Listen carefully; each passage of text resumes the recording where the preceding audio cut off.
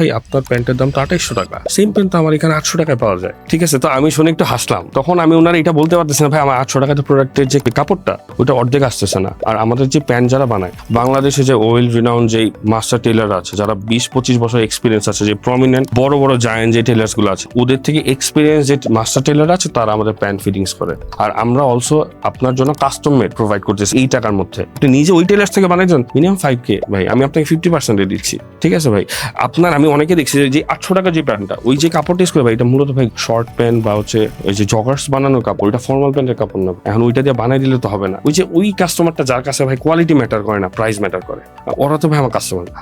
Customer হচ্ছে যে product সম্পর্কে বুঝে। আপনি একটা জিনিস কিনবেন, আপনি শুধু শুধু কিনবেন না, আপনাকে দেখতে ভালো লাগতে হবে, আপনি এটা যাতে ইউজ করতে পারেন। আপনি তো জাস্ট মানে একবার ব্যবহার করলেন ফেলে দিলেন এরকম না, কোয়ালিটিফুল হইতে হবে। জিনিসটাও দেখলে বোঝা যায় যে জিনিসটা খুব এক্সপেন্সিভ বা খুব ওয়েল ফিটেড, এই জিনিস আমরা মেক শিওর করি।